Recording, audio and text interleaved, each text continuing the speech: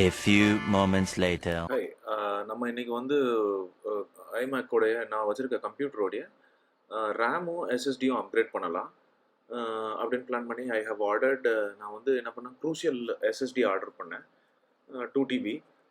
அது கிட்டத்தட்ட 21,000 வந்துச்சு. சாம்சங் ஈவோ வந்து பார்த்திங்கன்னா ரொம்ப காஸ்ட்லியாக இருந்துச்சு, அதனால இதை ஆர்டர் பண்ணேன்.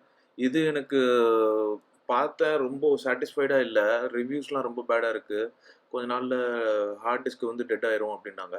So I decided to go with Samsung SSD.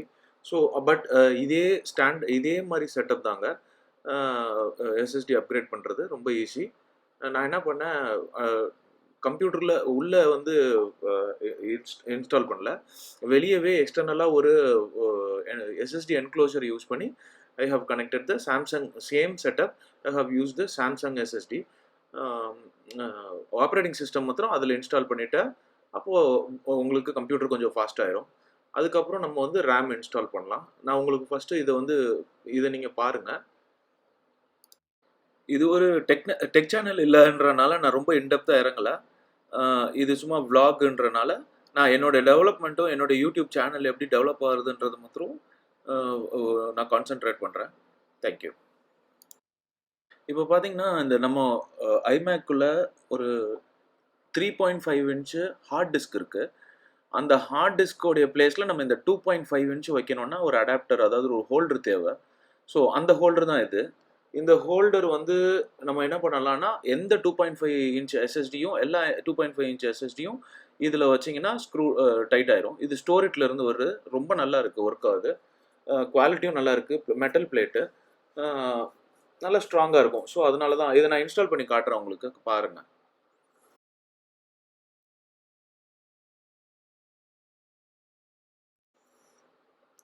So இப்போ பார்த்தீங்கன்னா நான் இதை ஸ்க்ரூ பண்ணிட்டேன்.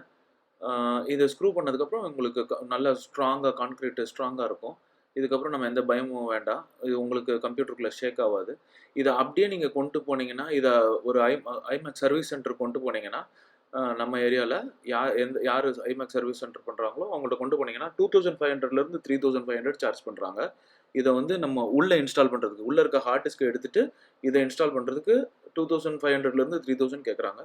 பட் நம்ம இதை வெளியவே யூஸ் பண்ணிக்கலாம், ஒன்றும் பிரச்சனை இல்லை. உள்ளே இருக்க இன்டர்னல் ஹார்ட் டிஸ்க்கை ஒரு எக்ஸ்டர்னல் ஹார்ட் டிஸ்க்காக கன்சிடர் பண்ணிவிட்டு இதை வந்து இன்டர்னல் ஹார்ட் டிஸ்க் மாதிரி வெளியே இருந்தே கனெக்ட் பண்ணிவிட்டு ஒரு எக்ஸ்டர்னல் ஹார்ட் டிஸ்க்கை இன்டர்னல் ஹார்ட் டிஸ்க்காக கன்வெர்ட் பண்ணிக்கலாம்.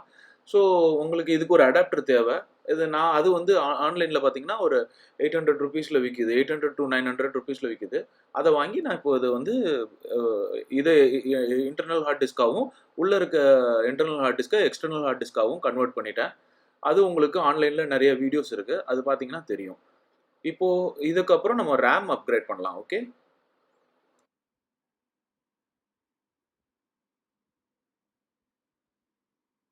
A few moments later.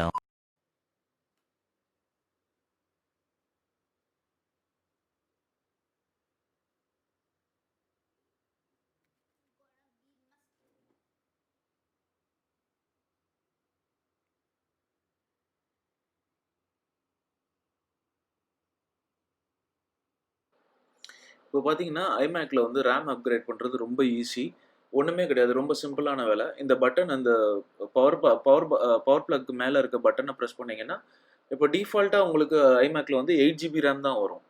ஆனால் நம்ம வந்து அட்லீஸ்ட் ஒரு 40 GB ரேம் இருந்துச்சுன்னா கொஞ்சம் ஸ்பீடாக இருக்கும். ஸோ நான் அதனால இது க்ரூசியல் ஆர்டர் பண்ணியிருக்கேன். நீங்கள் வாங்கும்போது 2666 MHz, அப்புறம் வந்து 260 பின்ஸு, அப்புறம் உங்களுக்கு ஆப்பிள் வெப்சைட்லேயே உங்களுக்கு இதுக்கு என்ன ஸ்பெசிஃபிகேஷன் சொல்லி போட்டிருக்காங்க. ஸோ அதை ஃபாலோ பண்ணி கரெக்டாக அந்த ஸ்பெசிஃபிகேஷனில் வாங்கணும். நிறைய பேர் வந்து 2666க்கு பதிலாக மாற்றி வாங்கிடுவாங்க. அது மாத்திரம் மாற்றி ரொம்ப கேர்ஃபுல்லாக கேட்டு வாங்கணும். நான் ஒரு ரேம் உடைய ப்ரைஸ் வந்து 7400ன்ற மாதிரி 2 வாங்கியிருக்கேன். எனக்கு இப்போ 40 GB 8 GB தான் டிஃபால்ட்டாக இருக்குது. இப்போது இது ஆல்டர்னேட்டிவ் ஸ்லாட்ஸில் இன்ஸ்டால் பண்ணால் எனக்கு வந்து 40 GB ரேம் வந்துடும்.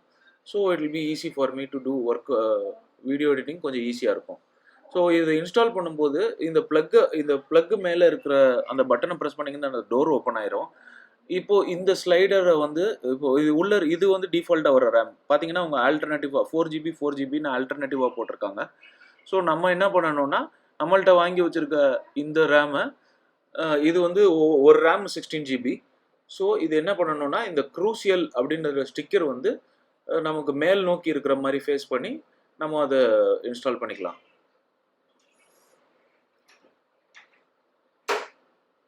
பாருங்க, இப்போ ரொம்ப சின்னதாக குட்டியாக இருக்கும். ஆல்டர்னேட்டிவ் ஸ்லாட்ஸில் போடணும், அதை ஞாபகம் வச்சுக்கோங்க, மறந்துடாதீங்க. ரொம்ப ப்ரெஸ் பண்ணாமல் ரொம்ப ஜென்டிலாக ப்ரெஸ் பண்ணி கரெக்டாக அந்த லெவலுக்கு பழைய ரேமும் இந்த ரேமும் அதே லெவலில் இருக்கிற மாதிரி பார்த்துக்கோங்க.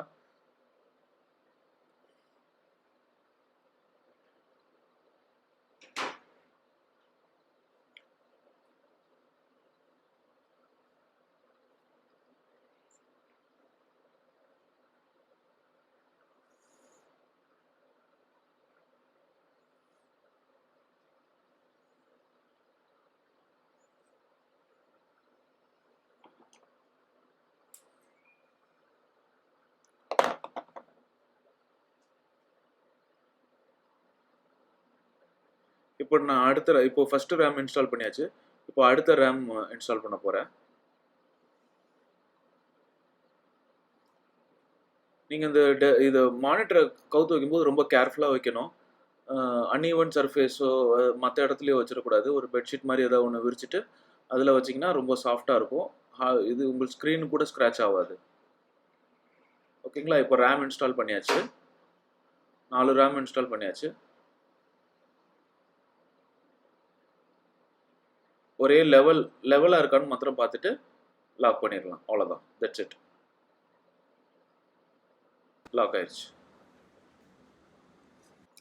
இப்போ இந்த மெயின் டோரை வந்து க்ளோஸ் பண்ணிட்டா வேலை முடிஞ்சு. இது மேலே வச்சு மேலே ஒரு ப்ரெஸ் கீழே ஒரு ப்ரெஸ் பண்ணிங்கன்னா லாக் ஆயிரும். இப்போ நம்ம ரேம் இன்ஸ்டால் பண்ணியாச்சு. ஓகேங்களா? இப்போ போய் பார்க்கலாம். ஓகே, இப்போது அபவுட் திஸ் மேக் பார்த்தீங்கன்னா, ஸோ இதில் என்ன சொல்கிறதுன்னா, மெமரி வந்து உங்களுக்கு 40 GB காட்டுது, 2666 MHz DDR4. ஓகேங்களா? இப்போது ஸ்டார்ட் அப் டிஸ்க்கு பார்த்தீங்கன்னா சாம்சங் எஸ்எஸ்டி வந்துருச்சு உங்களுக்கு. இப்போது ஸ்டோரேஜ் பாருங்கள். ஸ்டோரேஜ் வந்து 1.59 TB அவைலபிள் ஆஃப் 2 TB சாம்சங்கோடது. ஓகேங்களா? என்னுடைய ஆல்ரெடி உள்ளே இருக்க இன்டர்னல் ஹார்ட் டிஸ்க் வந்து உங்களுக்கு எக்ஸ்டர்னல் ஹார்ட் டிஸ்க் ஆயிடுச்சு, மேக்கின்டாஷ் ஹெச்டி. ஓகே, இதில் வந்து 1.76 TB available of 2.1 TB. So இது பார்த்தீங்கன்னா உங்களுக்கு புரிஞ்சிடும். So now it is changed. Okay, thank you. இப்போது நான் ஸ்க்ரீனை ஸ்க்ரப் பண்ணுறேன் பாருங்களேன், என்ன ஃபாஸ்ட்டாக போகுது பாருங்கள். செம ஃபாஸ்ட்டாக இருக்குங்க கம்ப்யூட்டர். சீரியஸாக சொல்கிறேன், நல்லா ட்ரை பண்ணி பாருங்கள். நீங்களும் இப்போ உங்கள் கம்ப்யூட்டர் இருந்துச்சுன்னா எஸ்எஸ்டிக்கு அப்டேட் பண்ணுங்கள். ஹார்ட் டிஸ்க்கை வந்து ஹெச்டிடியை வந்து எஸ்டிடியாக மாற்றுங்க. அப்புறம் ரேமை கொஞ்சம் அப்டேட் பண்ணிங்கன்னா பாருங்களேன் எவ்வளோ ஸ்பீடாக போகுது பாருங்கள். செம்ம ஃபாஸ்ட்டாக இருக்குது. முதல்லாம் அப்படியே ப்ளூ ஸ்க்ரீனாகவே இருக்கும். இப்போ பாருங்கள் கொஞ்சம் நல்லா ஃபாஸ்ட்டாக இருக்குது. நம்ம யூடியூப் சேனலுக்கு தேவை ஒரு கேமரா. அந்த கேமராவை நெக்ஸ்ட் வீடியோவில் அன்பாக்ஸ் பண்ணலாம். தேங்க்யூ, பாய்.